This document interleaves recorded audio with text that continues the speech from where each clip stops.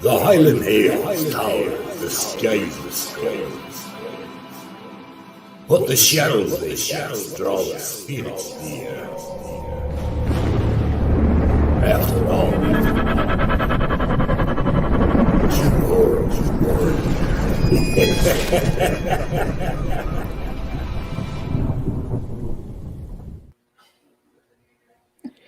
Welcome, ladies and gentlemen, trailer. to. Well, do you love that? It's great, isn't it? I do. Sorry. That's Dakota. He makes them. They're only like $10 or something like that. If anybody's interested, plug in Dakota. Please contact Bald and Bonkers. You know. But ladies and gentlemen, we are joined tonight by Lisa, my mystical life, and you've not been on the show for a while. We had you on last year on Bald Bonkers with Dave Schrader, but his computer exploded into a lot of pieces. Nothing would work. My internet stopped working, even though I was getting like 100 meg per second, and everything just went wrong. Bonkers. You know. So, how are you tonight, Lisa? How's things? Wonderful. Real happy to be here. It has been too long. You definitely got my ducks in a row and finally ready to be back online and getting on, having some fun and answering some questions and seeing what kind of. Well, I've got questions, spiritual questions tonight, and I'm sure Drew, my co-host here, she's probably got a large quantity of witchy crystal thingy potions and things like that. But for the wicked folk day, I've seen them. Her and her pal that I was making potions up, they tend to put me in a jar. Do you think that all witches do is talk about witchcraft? There's many things that you can talk about. You know, so I'd like to welcome everybody in the chat. Where we've got Kyle, Parapost Central Network there, and the other who does that is Ghost Squad Scotland. So don't be shy, guys, for speaking in the chat. So, Lisa, my mystical life, where can we find your store? Now, I've put links below under the video for stuff. I'll boost your stuff out so you get loads of folk buying all your stuff. My Mystical Life on Facebook. Our store itself is themysticalmoons.com. So I've put your website. I've put your website there too, so people can find absolutely everything. I was reading about when I was setting this up, and I was looking for links, and I thought, "Oh, here's our website." And I just went on there, and there was loads of links on there. Just fired it on. Yeah, it's a large web page. A large website page. As I was like, "My good God!" And I says, "Like, Dakota would be jealous of this," you know. So, Lisa, how did you? I kind of maybe asked this before, but this is obviously a new channel, and I've never had you on Ghost Squad Scotland for the people that's got to watch this back. How did you get into this? How did it all start? Oh my gosh! For you? How did it all start? We can blame my son, our youngest child, when ghost hunters first come out back in the day. So I'm really, he was 5 or 6 years old, or maybe 7 or 8. Really dating myself here. And wow, can you believe ghost hunters? We can look at timeline. But he was really fascinated with the program. And for Christmas one year, all he got was ghost hunting equipment. And we lived in Virginia. And in Virginia, there's all of these Civil War, what are they called? Battlegrounds. And so we would go out and we would sit in the middle of the night like fools, and we would start recorders and all sorts of stuff. Scared myself to death the first time we did it. It was so cold out. I breathed out, and I caught something on my camera. It was my breath. We took off. It was fabulous. It's a great memory. But what we discovered was that we had a knack for just putting the camera in the right spot, knowing when to pop the picture, knowing when to turn on the video tape, the digital and all that. And it became more of awareness than it did anything else, because I lived a very muggle life until about 2004. Yeah. And then it just became more and more and more. And I'm always looking for more information and new things to do and stuff like that. So, see, I don't think I've ever asked you this, but see how you're a psychic medium. How was your first? What actually happened there for you to start getting into that? Did you have like a spirit encounter? So this is funny. This is really funny, and I hope this is actually really good information for people that are doubting themselves or thinking that they're not able to do this, because that's important. That's what we do, right? With My Mystical Life, we teach psychic development. It's really what we do. It's our passion. But I had convinced myself that I was, psychic, and but not a medium, because not every psychic is a medium, but every medium is a psychic. Okay, so, but I decided to take class, take a couple classes to become a medium. This is what I wanted to do. I want to become a medium. So I went into the class, and I'm sitting in the class, and I'm just like, huh. At the end of the second class, she says, "Hey, let's see. We're gonna draw somebody from the audience, and we're gonna, or the class, and we're gonna do this." And of course, she pulls my name, and I'm like, terrified. I know, right? I'm terrified. I'm like, I don't know that I want to do this. And she's like, "You took the class, you paid for it. You're gonna come up here. Come on, let's just do this." So she comes up, and I go up, and I'm standing there, and she goes, "Okay." And so now, mind you, this is a group of like 20 other people, and we're doing a gallery reading for our first reading in front of all these people. And I'm like terrified. And I said, "Okay, so I start describing the person I have come across." And she goes, I said, "So what do I do now?" And she goes, "Just tell her whatever you have to say." And I went, "Okay." And it was like word vomit. I mean, I just went on for about 15 to 20 minutes of just channeling information from this person. And when I was done, and the teacher goes, "Is there something you're not telling us?" Because I went into the class not telling anybody at all that I did anything intuitive, because I'm not going to go in and go, "Look what I can do," it's okay. But so after that, she's like, "You should be out doing gallery readings." And it just kind of was a huge ego boost to all of a sudden see that something that I didn't think was mediumship actually was. Yeah. And it just turned into something really cool. So, yeah. See, what I find fascinating is when you first came on your show, me and Dakota, when you did contact the Galactic Federation, I found that interesting how they speak through you, and I think that kind of changed my life, kind of also with Dakota and stuff. We were like, "Oh my God, what's going on here?" And then everything opened up for me. But I find that interesting. I take it you don't do that much anymore. You don't let them speak through you as much anymore. No, I do. Actually, I had a lot of things change at the end of last year. And so I kind of was emotionally not ready to do that. And the one gentleman, the Galactic I work with, is Oz, and he's very snarky. And so the last time I did this was like a month and a half ago. And I actually sat down. You're going to think this is like really wild to me. It was really wild. I sat down with a group, and we were doing this, and I had a very soft but direct, straightforward energy come across. And after I pulled out of this trance mediumship session, I was like, "Oh my gosh," because this energy just went, "We're done." And they were done like that. It was totally different energy than Oz. And it was Selene, the Titan Selene, the Greek Titan Selene.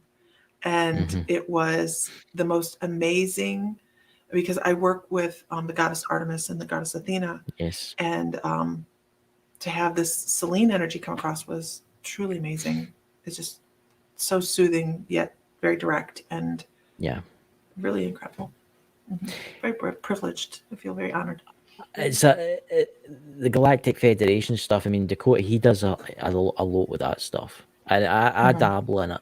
I will admit I dabble in it, but it's something that I don't really talk about on here. I only really talk about it with like you and like Dakota and stuff like that. But when they do communicate with you, it's weird. It's weird. And I don't know, Drew, you've experienced it like that, but it's one of the most weirdest things you could possibly imagine. The places and the things they show you. Then what's the difference between talk to and spirit? Is it like a different energy? Did they do it? The channeling and the talking.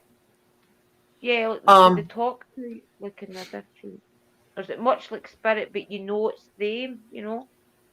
So for me personally, like when it's happening, is that what is that? Okay. So when when I'm doing the channeling, the transmediumship, the transmediumship, and I'm allowing them to speak through me, I am stepped back. I'm aware of it, but I'm not judging. I'm just sitting back in the back listening. And when I come out, I'm like, interesting, But and spirit communication to me comes across. Gosh, I don't even know. It's just like second nature anymore. How does that come across?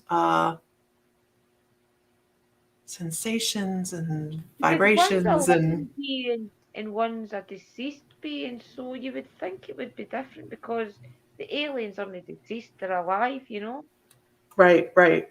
It's a huge energy. Working with with extraterrestrials, it's a huge energy though. It just, I don't know how it feels.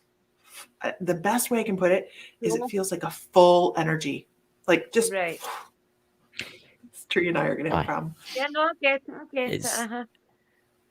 It's as a weird feel. I'll give you that. There is a difference between the living and the dead.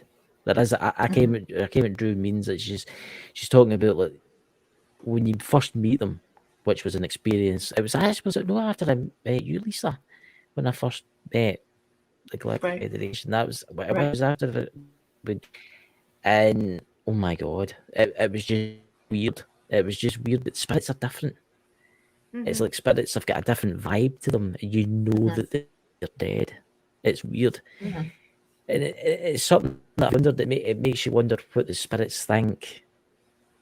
Like the aliens. I always wondered that. It's like, what do they actually think? Obviously, when you're dead, you know everything. You know how much life's out there. You know absolutely everything. So it makes you wonder what it's like for them. Right. And can the extraterrestrials see the dead as well as see us?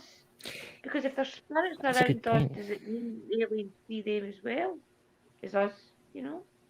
So my take on this is, if I look at it from a life between lives perspective, where somebody has passed away and they are on the other side and they're watching and they're learning and they're healing because life is hard here, right?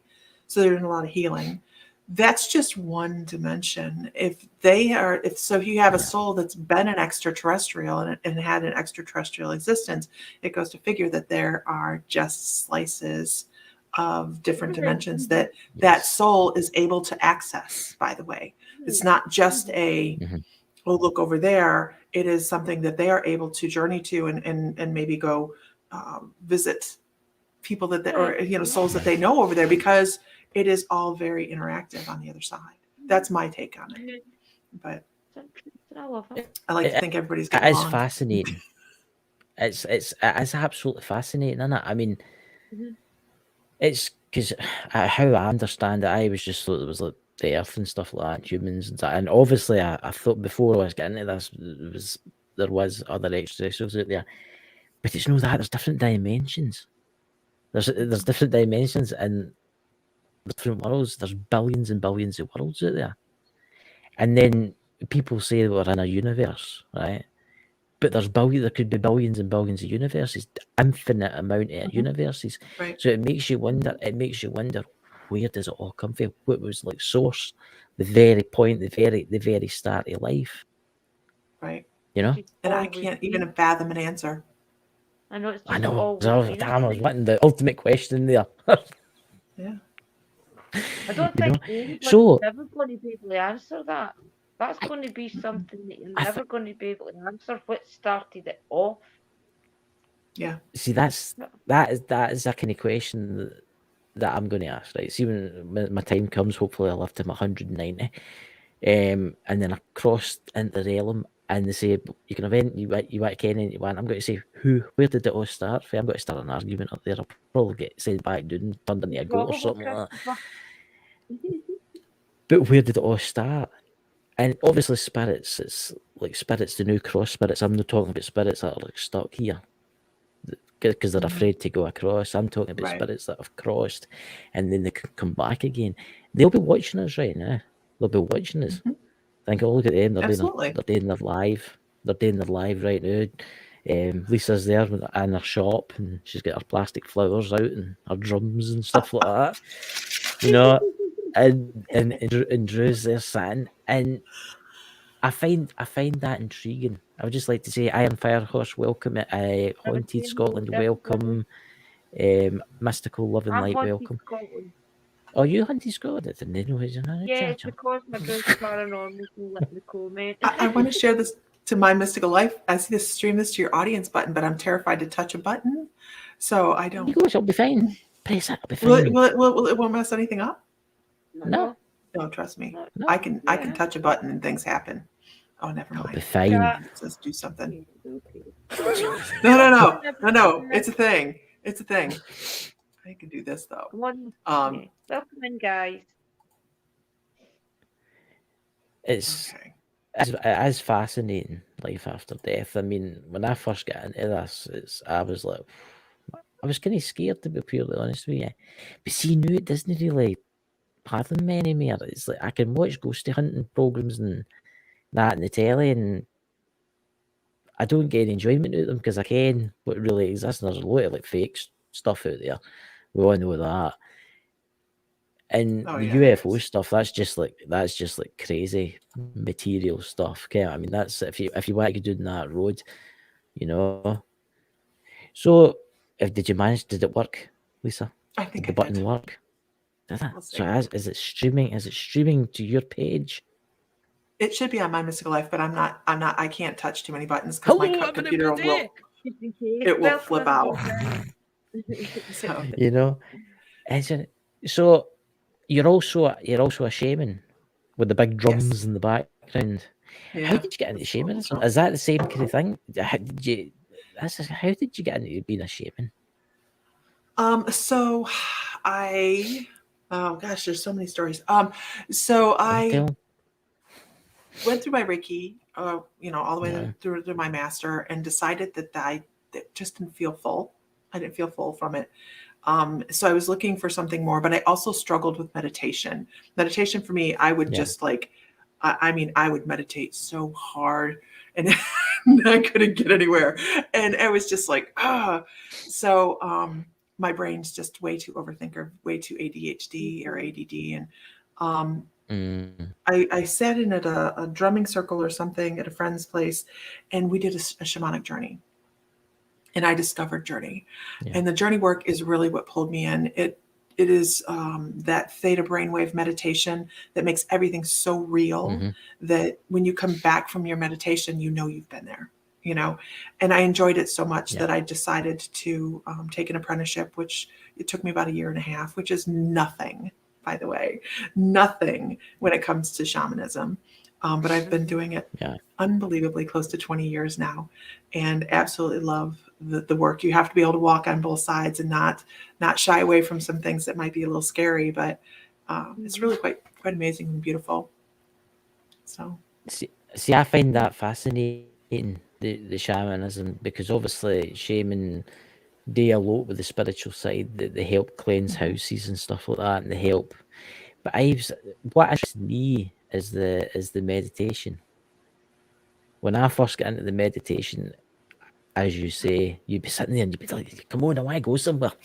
And it would never happen. Kind of daydream. I just cannot meditate at all. My brain just doesn't shut down enough. Usually I go into a daydream and I find that. Have you? Right. I've got a technique for it. My technique is this: turn off all lights in my room, sit in my chair, right? Put on noise cancelling headphones, so it's totally blocking everything.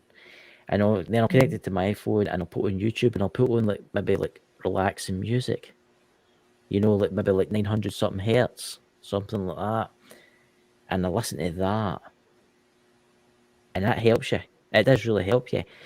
What advice, Lisa, can you give people that's maybe in the chat now, or people that's watching here, for people that's never done out of body meditation shamanic stuff? Work journey. Yeah. So shamanic journey work is really backed a lot by science. Now, I love all my metaphysical work, but science is always trying to catch up with what we do. So what I can tell people right out the gate is don't doubt that you can do it. if you want to meditate, you've already meditated 7 to 10 times in a day and didn't even realize it. So every time you're driving, you fall into a theta brainwave, which is a form of meditation. Anybody ever, get to where you were supposed to be and you didn't even realize that it was going to take you? It was like boom, you were there. That's a form of meditation. So I think that a lot of times people discount some of the things that happen in their life as something that could have been relaxing, like vacuuming the floor, doing the dishes, the mundane things that take us into that brainwave. And we get a lot of thinking done at that time. So my first and foremost thing I do with students is I talk about drumming and that beat that goes with the drumming. It's not so much about the tone of the drum or anything. It's the beat per minute, and it helps the brain immediately drop down into that theta brainwave. So find a good shamanic journey drumming on YouTube and listen to it. Get wrapped up in it. And if you can find one that will walk you through, we do one each month in the membership. We have one come out that is, I walk everybody through a journey. And the reason we do that is you get settled down into the drumming. And then when someone walks you through and you can use your visualization, and people will say, well, I don't know if I'm dreaming or if I'm meditating or if I'm using my imagination. They're the same thing. They're the same thing. So you have to have one to go from the other. Yeah. People think they discount themselves too much. I've done, when I first started off doing it, and this is the truth, I started doing the meditation out of body stuff. I would be like above my body, kind of thing. You would see your body, and you would go further and further and further. I mean, I've been to a lot of different places, and I've been to like the Akashic Records and stuff like that, which is amazing. Can you tell us a wee bit about? Yeah, can you tell us a wee bit about that, Lisa? Because I'll make a total mess of explaining that because I just see a building and stuff. Can you tell us a wee bit about that? I love the records. I love the records. So the Akashic Records is a record of everything you've ever done, will ever do in your whole entire life. So it's past, present, future, all of it. And not this lifetime, just this lifetime, but every single lifetime you've ever done. So in not just this dimension either, every dimension. Can you imagine how immense these halls are? And we all have access to them, and you can meditate to them. You can journey to them. You can daydream to them. And everybody has the access. And you see people that are savants or Albert Einstein, Tesla, all of these energies had access to the Akashic halls. They knew how to tap in. And this is where they got all of the information. So it's really quite amazing. You get that aha moment. You lay down, you're trying to figure out a problem, you relax your brain, and you get in that aha moment. So stepping into the Akashic halls, and everybody's looks a little bit different. When I'm doing journey work, this is one of the places that I will usually go to do a soul retrieval. Sometimes I do soul retrieval within past lives there. But the Akashic halls is truly amazing. Everybody can access it. And once you do, I think that it becomes almost like a desire to do it again and do it again and do it again, and when I'm not talking about stepping into your past lives. Okay. I'm not talking about past life regression or anything like that. This is walking in your imagination through your halls and almost pulling out a book and being able to find the information. Mine's on video screens, but whatever. Sorry. I'd love to do that. I need to try. You should try. Drew, honestly, try.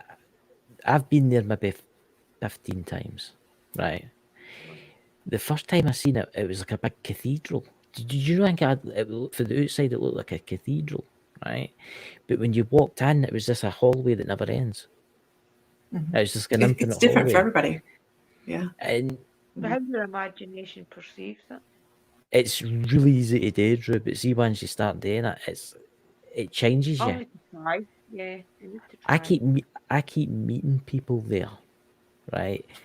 And they're like, "Oh, come on, I'll show you this. Come on, show you that." And I've no looked at what my future is, and I've no looked at what my past was because I don't want to, because I don't think I'm meant to. I've just maybe that's just me.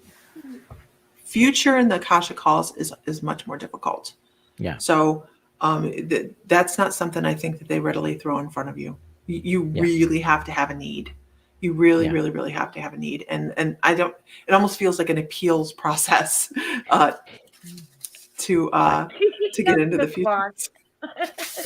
It's an amazing thing to do. I will say this: the out body stuff is an amazing thing to do. The meditation is amazing to do because it does help you. See if you're suffering with like depression or that, and Lisa, you'll know this. If you're suffering with depression or that, the meditation does help you. You know, Absolutely. Daydreaming does that for me. you need to get a blast through. You need to get a blast. You don't know, you'll find yourself hovering above somebody. You know. Now that I know about the shamanic drum, I'll definitely try that because I think that maybe work for me. Try that and help meditate. Definitely. It makes all the difference. Yeah, it does. So, Drew, do you want to I'll ask try some questions about Wicca? things. Because I don't know what to ask about Wicca. Not necessarily. I was just going to ask what Lisa thinks the best crystal for taking out ghost hunting things was, if you know a best crystal for. I like snowflake obsidian myself. Right. I like snowflake obsidian and regular obsidian. Right. I like the snowflake, and this is going to sound a little weird. Whatever. I like the snowflake for the obsidian qualities, but the snowflake part of it almost feels like angel protection energy to me. So it just brings in that scosalite. That's what I'm, and it just brings in such a wonderful energy. I feel much more protected with that crystal than I do just regular obsidian. I'll definitely try and get. I've got some black obsidian, and I think I've got another obsidian, but I'm not sure what one it is. But I'll try and get some of that. Yeah, we're just going to ask things like that. What ones you thought was the best for protection and things as well. Yeah, that's what I would take. Tourmaline. But tourmaline is everybody's go-to. Is there anything else you maybe recommend?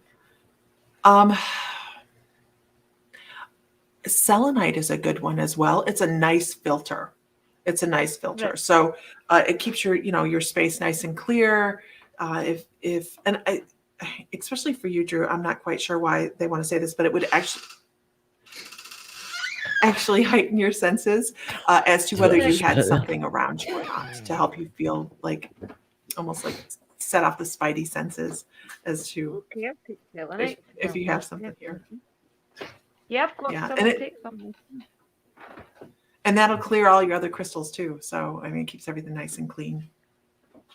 So. See, I've got crystals there. I've got quite a few crystals. It was the Smith family Paranormal. I kept winning the raffle every time they run a raffle, and they kept. I won it like 4 times in a row. I actually start giving it to other people, like Dakota and stuff. And I've got quite a few crystals. There, I like what is it? It's jet black. Is that obsidian? Is it jet black? Yeah, and I find looks like glass. Yes, it looks like glass. It looks like a bit of glass. I find that's really good for like grounding myself. Like negative energy and stuff. Hey, babe, my husband just happens to be standing here. Can you go grab that big piece of obsidian? Yeah, I want to show you something. It's always a big obsidian. Look at this, ladies and gentlemen. And please visit our shop and buy all of her stuff, so she has to go shopping. I don't like shopping. You know, it's that. He's like, "Do you want me to drop it over the back of the wall?" No. Probably at you in the heat or something. Could be creepy. Oh my god! You know, do you also sell your drums in that in your store, just for people that's watching? We have some this? Beautiful drums in the store. That's website, guys, in the chat. I can't. Oh my god! It's like the Big Lebowski's bowling ball. It does look like the Lebowski's bowling ball. Yeah. Oh my goodness, that is amazing. We had to put a sign in front of it because everybody would come and look at it and they wouldn't touch it. So I'm like, you can touch it, you know, but it's huge. What is something like that retail for? That'd be great for scrying with. I know. I looked at it today and because I was just touching. I couldn't get past touching it. And I was looking at it today and I went, oh, this is great for scrying. No, seriously, it's like. Whereabouts is the shop you're in right now in the United States? In Ohio, Defiance, Ohio. Right. Yeah. Just in case MD is in a higher, guys, you need to visit a shop and buy all our products. And go in and touch the big black ball. Yes, Yeah, do that's- that. It's funny that we had to put a sign in front of it because I wanted people to. It's very grounding. It's one of those things that when you touch it, you just feel it. Aye. It's just like Mhm. What, I what like does rainbow something like that? obsidian as well. My What Someone does, says what I like does rainbow William, what's that? My mystical love and light. I also like rainbow obsidian. I've never heard of rainbow obsidian. I've never heard of Yeah. that. Yeah, it's really pretty. What does something like that retail for? Something, I bet you it's It's like expensive because I know that wee bit that I got. $700. How much?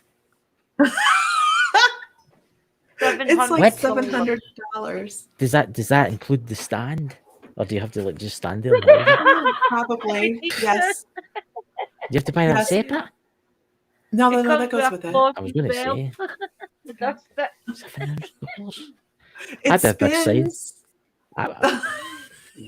I'd be charging people like $1 to touch it. You look can touch at that. it. wall. $1 to touch it. Come touch it for $1. Come and touch big black ball of many One of things. You those know, got a big purchases sign. of a lifetime. It's a purchase of a lifetime. Yeah. Yeah. What would Yeah. you say, right? This is a thing I was actually thinking about this the other night. What would you say was the most rarest but most powerfulest crystal you can get? What do you I like Henica diamond, wasn't it? Is it a Henica diamond or something? Don't know. Earthquake from I Lisa like Shop. moldavite myself. Oh, I like moldavite. moldavite. I want a bit of Mhm. moldavite. That's the green one, isn't it? Yeah. I Yeah. want a bit of Yeah. moldavite. There's so many fakes out there, though. I don't know where to There get are. one that I know is guaranteed. Yeah. There are so many TikTok fakes is out there. full of it. We bought moldavite for ourselves personally before it became a popular thing, and we have like teardrops like this big that we paid $40 for that are like Mhm. $700 or $900 now. It's ridiculous. Wow. Yeah. It's ridiculous. But it's funny you ask because Chris, because moldavite is what I had sitting next to my bed the first time I had an extraterrestrial energy in my room. Like, Wow. it scared the living pea water out of me. I just was like, I woke up in the I'm middle of the gonna night and buy there some was of a that. physical being standing next to my bed. Wow. I can't afford $900. I'll have to get like a very, very small piece and like stick it to a bit of paper and then put it on my Do wall. you have some on your website, Lisa? Some moldavite? No, we actually went and bought several $1,000s worth of moldavite one day, and the next day it sold. Yeah, it goes quite quick. Wow. Yeah, I think that's Yeah, how it goes much real quick. fakes out there. Uh-huh. Yeah. Oh well, if you ever do get some and you want to ship some to Scotland, let me know because I'll definitely buy them because I know that you wouldn't have Absolutely. any fakes. Yeah, no, we're very, very particular. The gentleman we purchased from, it comes directly from the location. I can't even call it a mine; it's a location I know that they find it. Yeah. Yeah, So I've usually watched. There's a crystal healer. And he has a website, but there's something like $200 for one little pendant thing. No, There's somebody that tried to join this called Christopher A. James. Who's that? I don't know who you are. They tried to join us there, Christopher A. James. Where did they get the link? Never shared the link. Only shared the link with Lisa and you, which I find strange. That's strange. Christopher A. James. I don't know who that was. This type link? in the chat. Yeah. Yeah. Yeah. It was. Weird. There's only that was. There he's there again, Christopher A. James. I don't know who it is. I can't let you in, buddy, because I don't know who you are. Because this is just it's a private stream. Get what I mean? I don't know who that is. Get what I mean? I don't know how they've got that link. That's crazy. Aye, because it's no shared out, you know. It's no shared out. If you put in the chat who you are, but that's quite strange. That. Yes, it is. It is, because then it makes. Are you got your passwords on Facebook sorted, everybody? Yeah, but I had to sort all mine last week. I had to change all mine last week. People are sneaky nowadays, aren't they? They're very Crazy. sneaky nowadays. Mm-hmm. Yeah, I mean, but anyway, I'm just going to remove this because I don't know who Did he it put in the is. private chat anything? No. I just removed them because I don't know who they are. But Yeah. anyway, back into shamanism and stuff like that. You see the drums today at your store? Yes. Well, these are Yes. personal drums. These are my personal drums. Yeah. I have 5 or 6 other personal drums that I have, but we do have some that we're very particular. We're very particular about our drums because it is a Mhm. purchase. You know, it's not a little purchase. I have 2 different kinds of drums. I have synthetic drums for when I'm going to be working outside because Mhm. drums that have a natural skin like this one will go flat very quickly. Yeah. So I have synthetic for outside and then natural for inside. But all of ours are purchased off of a Navajo gentleman, and it's from the cull. They do a cull every year of their bull calves. They're 3-year-old bull calves, and they make the drums from those skins. So we buy several products from him from the cull, and I'm always about supporting Native American tradition and just the reservation. It helps the Yeah. reservation, all of that in general. Definitely. I've been out there. I've been out west. I have actually, our house in Oklahoma is on the Pawnee Reservation, but there's so much poverty out there. It's so sad. So I'm always, if we can I hand seen money over to them, I'm happy to. Yeah, you could I purchase your seen that. sage There's and things off them, can't you? Mhm. Get your sage and things off them. It helps. you know what I'm into the new, Drew, and I don't know if he's into it or no, is like the Native American flute music. Oh, Beautiful. Yeah. that'd Do be you nice. do you sell other musical instruments like flutes and stuff like that?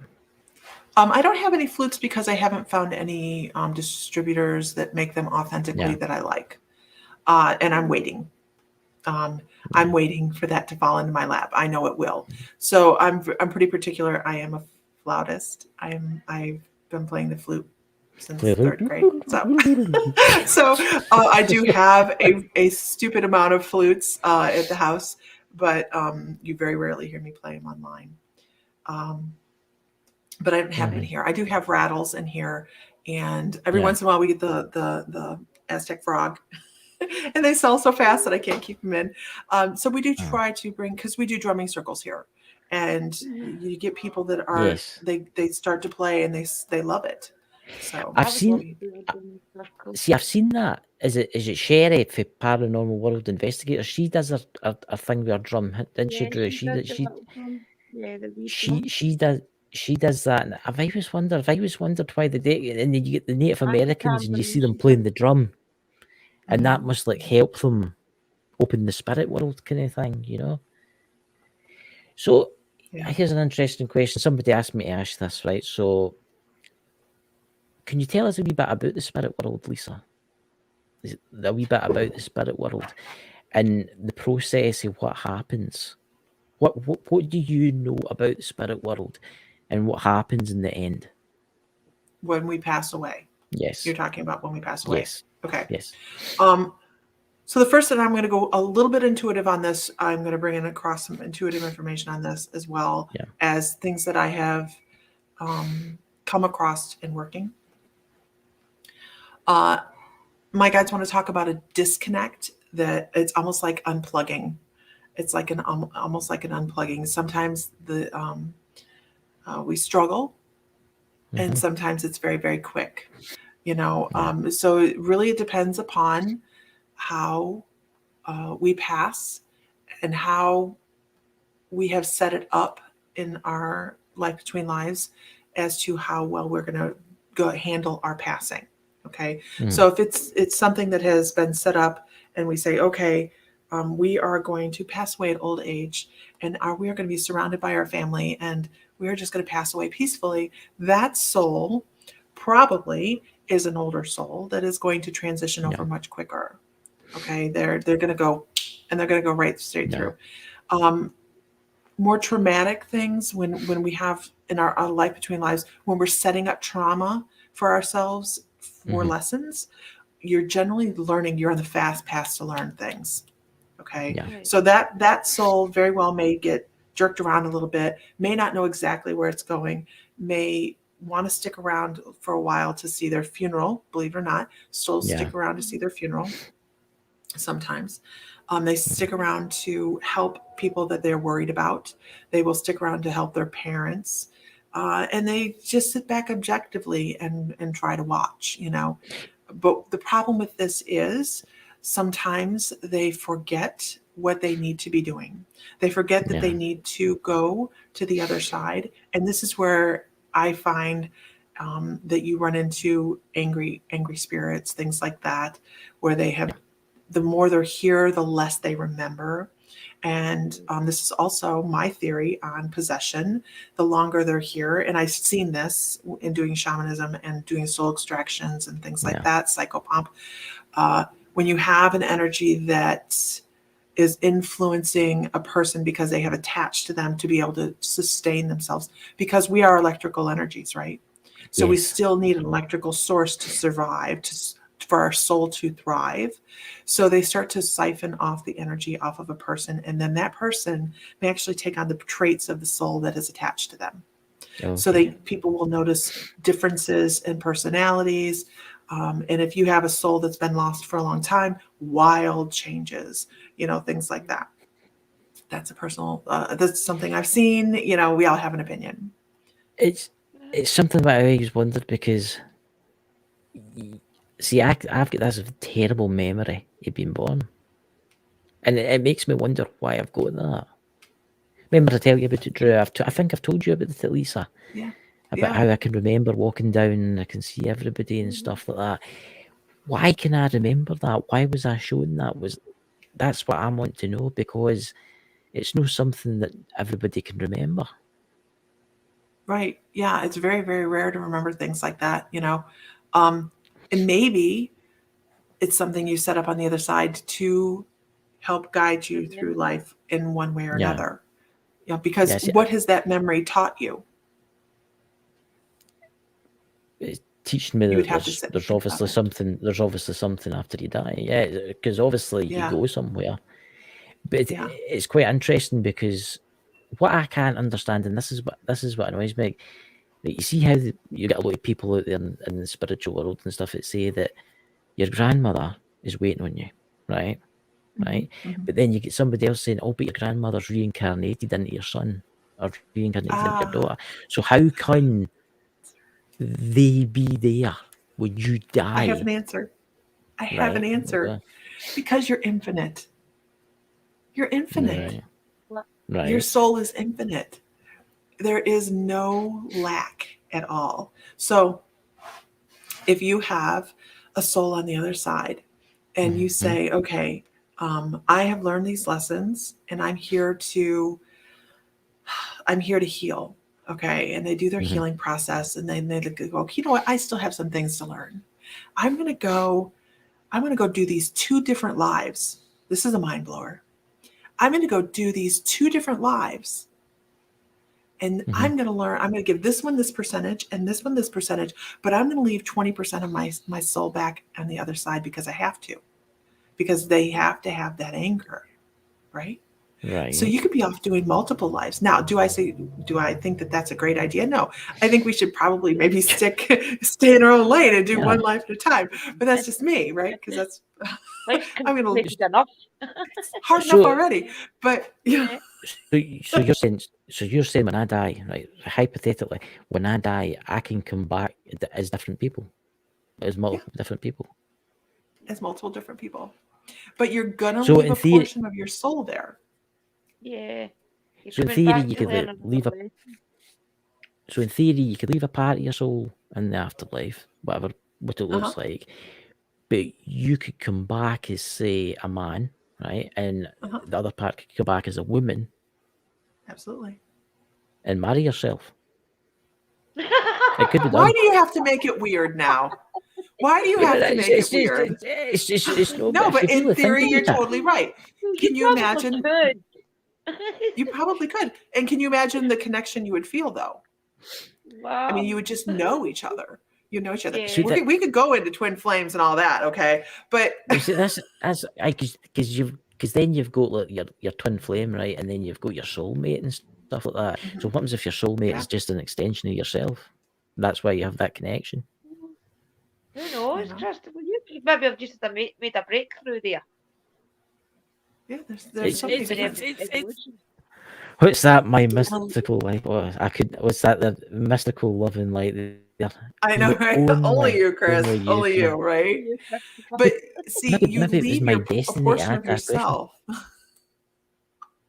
You leave a portion of yourself there because if you are doing, say, mediumship, okay, and great Aunt Gertie comes over, and Great Aunt Gertie's already another life, she's going to come to you in the method that you're going to be able to recognize her. Okay, the same is true for every other life that you've had with her. They're going to come to you in the method that is going to be recognizable, because there's no sense in coming over if they're not, right? If you're not going to recognize you, why come with a message? Because it's not about the validation of mediumship session. It's about the message. They're coming. You can go ahead and walk through. Oh, okay. But they're always looking for the validation. People want that. I know, right? There's ghosts walking by. I am just like trying to be friendly. No. Over that way. I'm going to the other side. All right. So, but here's the other thing. Obviously, right. What happens if the spirituals? Aye, there you go. No, it's all based on your belief system. So if you in this lifetime believe one thing is going to look like one thing, then that's what you're going to see. So it's always subject to change. So if I believe when I die I'm going to wake up in a field surrounded with flowers and beautiful mountains and stuff like that, that's what I'll get. Why wouldn't you? Because your soul knows what you want. Yeah. Right, but what happens if, right, just curious here, right? What happens if you don't want to come back? What happens if you're stubborn like me and you're like, that's it, I've had enough of this earth. That's it. I'm not going back to that bloody hellhole. I refuse point blank to go back. Iron Fire Horse is funny. So here's the thing. We are on a cycle. Okay, we're on a cycle, and we are working towards an end, right? Not that kind of end, but we're working towards an end. We're working towards an end, so we're going to need to be learning lessons, and you're going to get to lollygag around on Life Between Lives as long as you possibly can. But then eventually, your guides are going to come to you and say, "Hey, get off your butt. It's time to move on," and then you have to pick. There are exceptions. There are exceptions. So there are individuals that choose to come back when they have already accomplished all of their goals and decide not to ascend.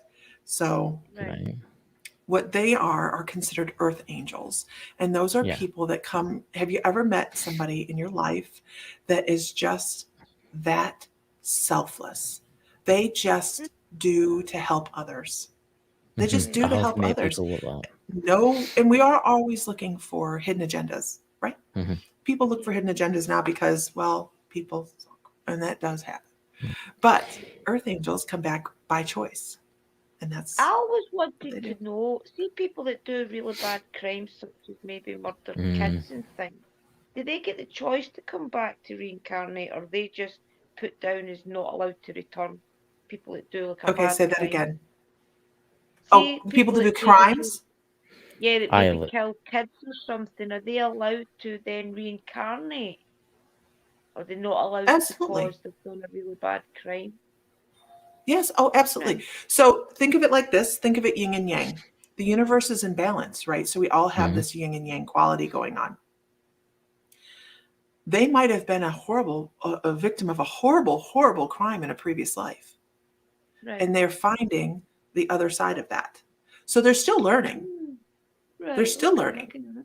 So they had, the thing is that when they go back to Life Between Lives, they are having to do some serious, serious healing. both aspects of that are going to have to do the same amount of healing. I didn't realize that before. Thank you. Both aspects of that person are going to have to do the same amount of healing, the victim and the victimizer. It's a bit Okay. to understand it more, maybe go back and be the actual, no, the victim, See- the accused. Yeah. See, Yeah. that's I've always Criminal. wondered this. See, That's that's a really good question Drew asks, because I've always wondered, like, let's just take somebody out of history like Hitler, right? And millions and millions of Jews that were gassed, right? Does he have to come back and experience every one of those deaths Wow. that he did? Hmm. It's He would have to feel that pain when he crossed over, for what I believe. He would have to recognise. They do the a life pain review. towards others. Yeah. There's that life review, see you know. how long does it take? The life review. Everyone's Like, different. see, that's the thing, right? Like, say I'm dead, right? And I walk up the pearly gates, they open in front of me. Maybe if they don't let me in, I don't know. But anyway, they let me in, Probably not. and the guy comes up to me with his big dressing gown on or whatever it is he wears, and he says, "Right, you have to come this way, sir, to your life review." Is it like maybe like 5 minutes long, or do you have to like live through every inch of your life? I think it's a very fast thing. That process is Right. very, very fast. Okay. And this sounds like I know what the hell I'm talking about. Honestly, this is information I'm given. Okay. So I'm just giving you what I'm given. But it's to me that is a very fast process. Why relive every moment of this human True. existence? Because it is the hardest college. Yeah. Souls choose to come here to Mhm. accelerate their learning process. And it is hard. They know it's hard. But there are also so many beautiful things here that they don't have in other places. Music, art, sex, all those things, right? So, but it is, that's a minute thing, right? To experience that right out the gate, because then they're going to go through a more detailed session, I would call it, with more of the, what you would call like a counsel, and they'll go over and say, okay, what do you think you learned? You know, and they'll talk about it. So there's many processes to that. Learn, but then maybe need to come back and learn another time. That's fascinating, isn't it? See, what happens to you once you've learned everything? Once you've like ascended, like, I don't have a great answer for that, and I will be the first to tell somebody if I don't have an answer. The only thing I can tell is it feels like light. It feels like heat and light radiating from the chest is what they give me. It's almost like it's so funny. They're giving me like visions we would see in some comic books, or what is that? Japanese anime, like where they're just lifted up and bent back and just enjoying the grace and the peace. So they're and basically the one with the universe, and they can do what they want for the rest of eternity, kind of thing. Yeah, as if you're receiving the oil forever. Did she say CBD oil?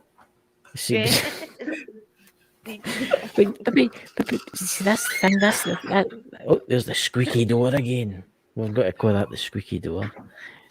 But here's something, and I bet Iron Fan Horse is thinking about this, and somebody else in the chat thinking, like, see, when you die, do you have any clothes on? When you go to I see clothes. I mean, I would say, yeah. I was going to say there. I know, right? Here's me. Oh God, yeah. No, I don't want to walk around like that. So could you then ask to be, say, could somebody then choose to be a goddess or something? Could somebody then say, I would love to be a goddess. Can I train for it? And therefore come back to Earth and learn everything you need to learn and things and be like goddess status? Or is that something that is a totally different thing? That's a totally different thing. And I have to tell you, just truly, honestly, because I do work with a couple different goddesses here and there. And the very first image and feeling I get is like, no. The goddesses are meant to be immortal, aren't they? goddesses are meant to be immortal and they can live forever, so they've not really been born, have they? Honestly, you want to know what my experience with the goddesses is? I will tell you. They are extraterrestrial. Mhm. Right. Yeah. You know, they're extraterrestrial. So who is to say, Drew, that you haven't been a goddess on another dimension? And you're here. Right? You're here experiencing the earth. The very first is- time I met the council was at the Mm. side of Artemis. I was standing next to Artemis. She just spontaneously came into meditations, as did Athena. And actually, I got passed to Artemis from Athena. And she said, "We're going to go someplace." And we did. And I was like, Yeah. it was the wildest thing. But what that told me was she wasn't of our existence. Right. But she existed amongst humans because she was very comfortable being around people. So Yeah. she walked the earth, which is cool. I have heard that a lot of like the goddesses and like maybe angel type ones that visit people in the past are extraterrestrials. And Once you they're start here to thinking help. about it, it kind of makes sense that there are Aye. higher beings. Like, makes Aye, sense. they're here to push humanity in the right direction. They're here to kind of push us in the right direction. Hopefully it'll no go up in a ball of flames, you know?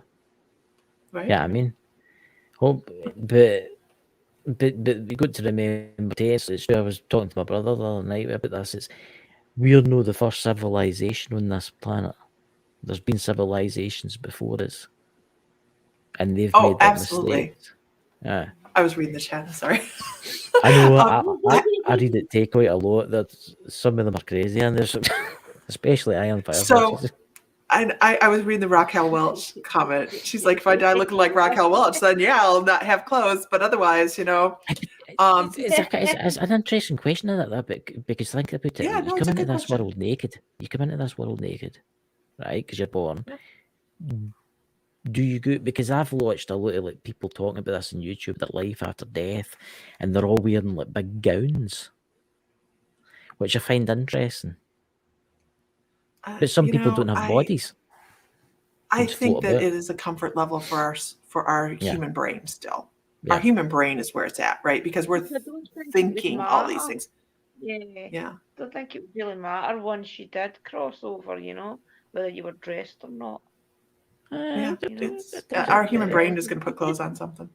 Yeah, it's your human brain that's thinking that way. See, that's what I have learned. I have heard this story quite a lot, and it's been a lot of near-death experiences that a lot of people say that the angels or whoever they are that come to you to try and teach you, they say to you that they'll give you like a body, but eventually you have to give your body up, and because your energy. You're just something. You just float about and do your own kind of thing, and it makes you wonder. It makes you wonder what everybody's doing right now, doesn't it? It makes you all the people that you've lost in your life. It makes you wonder what they're doing right now. Right. They're probably watching this, thinking, "Jesus Christ, that guy Chris is mad." They're standing behind you, Christopher. That's funny. Surprise me. Here, Christopher. You know. So I know you can sit and talk about it and think about it for hours. It fascinates me. It really does. I know it is fascinating. It really is fascinating. It is. And I would like to welcome the new people in the chat there. But could you give out our locations again, Lisa, before the end of the show, where we can buy all your products, and then you'll have to buy more stuff? Absolutely. MyMysticalLife.com. Yeah, MyMysticalLife.com and TheMysticalMoons.com. Website, guys. Right, I've also put all the links below, and please could you go to Lisa's channel and give her a subscribe too? You know, when you got to be posting some new stuff on your channel? I will be posting some new stuff in the next 2 weeks. So actually, I will be doing a live. I know this is weird. I will be here, and Ellie Coyle, who's my friend in Ireland, will be on the monitor here, and we're going to do a mediumship gallery here. So we will put that up. Oh yeah. So she's one of the people I'm going to go visit we're going to go over that way next Oh, you're going to year. come to the Scotland. island. Oh, the tip of the Oh, afternoon. yeah. Oh, I better watch what I'm doing, because I can Irish folk will burn me at the stake. So, but yes, so we have new stuff coming up. Yeah. In the Oh, next the couple 30th weeks, we'll be afternoon. posting some things. Hey, It's a wee so bit of the funny, you guys. Irish. I'll tell you, you are doing a great Irish accent. Yeah, yeah, so there you go, ladies and gentlemen. You sound I like think- a leprechaun.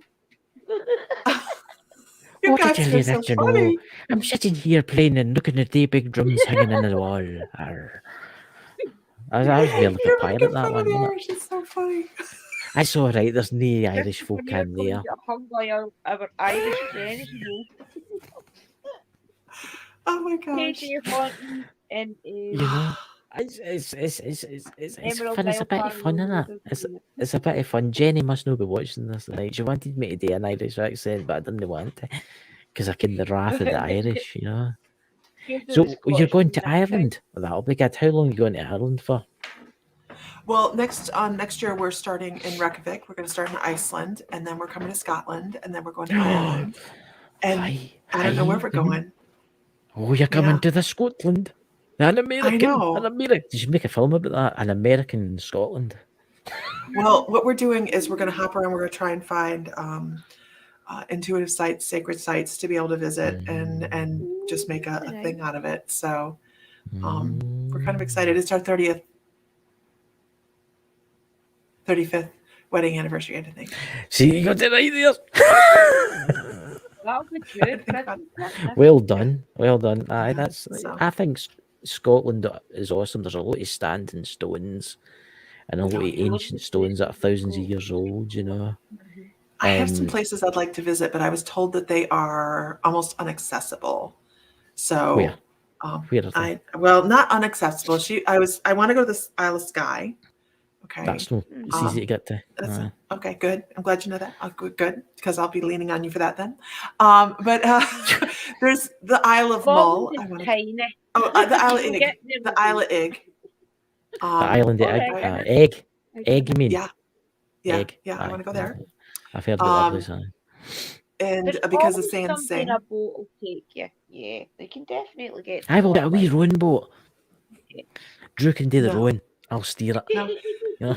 And Mull. Mull has been someplace I've always wanted to go. The Mulligatire and stuff like that's nice. It really is. Actually, seeing Friday, we're actually doing a live, and we're talking about a castle. Let me tell you the new, and we're talking about Dungavel Castle and it's in Skye, and it's the fairy bridge, the fairy flag. The Warrens visited it, and there's a bridge there, and the fairies are meant to live under the bridge there. And Really? There's about 1,000 years ago, there was a deal done with the people who lived in the castle, the fairies, and the fairies gave them a flag, and it says any time that your castle's threatened, you have to put this flag up, and we will come to your aid. And I think it was in maybe the 12th century, the 13th century, the castle was going to get attacked, and they put the fairy flag up, and it never got attacked. Everybody became no well. Huh. So the fairies came to save them. That's cool. Castle was that, Chris? That's on Friday. We're doing the Haunted Scotland. It's Dungavel Castle on Friday night. Is that still an inhabited castle? Yes, it's a tourist What's the attraction. clan? Do you know? Oh God, I know that my clan's for their McDonald. They're for that region. I don't know. I would need to check. Do some research on it for Friday then. I'll do the research. I think that is the clan McLean. I think that's the clan McLean castle. Which, by the way, it's my clan. Oh, nice. So, Dungavel Castle with the new clan. With the new, I'll just Google it really quickly. Castle clan.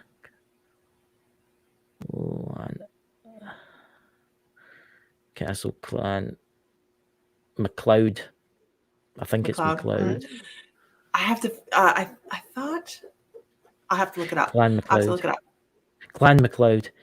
Clan MacLeod Cool. was one of Scotland's most celebrated Highland clans with Dungavel Castle, but maybe see it changed hands quite a few times. Well, I know that McLean still has their castle. So the Clan McLean still has their castle. So I have to look it up. I would love to go visit it. Aye. That's where I'm planning going this year. I'm planning going to like Skye and stuff like that. And going to locations, you know. And I'm surrounded by haunted hospitals, and the hospital of Drew actually is one of the most haunted, abandoned hospitals in the world. How often do you do an investigation? We've not been out this year but we'll all be going out soon. But Drew's done quite a few investigations at the castle. What do you call it? The haunted hospital. Yeah, Birkwood Hospital. Awesome. I've done a couple down there. I'm only just starting to connect to the spirits, though they're a bit laid back. We're starting to get good responses. There's the cemeteries and things, and then there's all the further afield castles. There's loads around here, though. Loads. There's hundreds of stuff. Yeah, there's a church just down the road from me that's from the 12th century, 11th, 12th century, and there's child graves in it. A lot of child graves in it from the 13th, 14th century. See, and here, if you go back to like the 17th century, people are like, "That's really old." I'm like, I know. Mm-hmm. But babies. I mean, my house is nearly 100 years old. And the castle down from me was built, oh my God, in like the 9th century or something like that. It was it was a Roman fort, something like that. Wow, that's cool. Yeah. So I would like to thank you, Lisa, for coming on to Ghost Squad Scotland, and I'll talk to you behind the scenes. And I'm going to play this wee trailer out, guys. Remember, and visit our store. But also visit Lisa's store and buy all her lovely goods. You know. I'll put it in the link in the chat again. You know, and you might go in and touch the big black ball. Yeah. You should put a donation tub next to it and say if you want to touch it, it's $1 donation. $1 to touch the ball. Aye, and that $1, give it to charity. Oh, this is a great idea. We have wonderful cherries around here that could use that. Yes. Aye, the big black ball. You know, you could buy that. What do you call him, Gandalf, when he gets his big ball out? Buy it for my birthday. Aye, it is stunning. It's not that expensive. $100. Is that £600 or something like that? Yeah, probably. Then shipping. You could probably get it tax-free, but you'd have to smuggle it across the airport. You could put it under your t-shirt or something like that. Say, "Oh, I'm expecting triplets." I've always wanted one of the big amethyst blocks, though, the big amethyst towers. I've always wanted one of them. I like the crystals. I like the geoids. The geoids, I've got a thing about them. I've got a thing about them. So anyway, ladies and gentlemen, thank you very much for coming, and we'll see you all on Friday night. And thank you, Lisa. Remember, check out all those links below. We'll talk to you behind the scene, Lisa and Drew, and catch you later, dudes. Bye, guys. Thank you for joining us on this exciting adventure with Ghost Squad Scotland. Our team of experienced ghost hunters use the latest technology to explore the paranormal and uncover the truth about the unknown. Don't forget that we're affiliated with Spirit Shack, the UK's premier ghost hunting equipment store, so you can trust our equipment to be top-notch. Plus, we have exclusive Ghost Squad Scotland merch available on our Zazzle store, so you can show your support for the team in style. And if you can't get enough of our ghost hunting adventures, be sure to tune into the Bald and Bonkers TV network to catch our show in action. Content creators can even have their own content syndicated on the network, or create their own custom online TV channel by visiting baldandbonkers.net. Thank you for your support. And remember to always keep an open mind as we continue to explore the mysteries of the paranormal with Ghost Squad.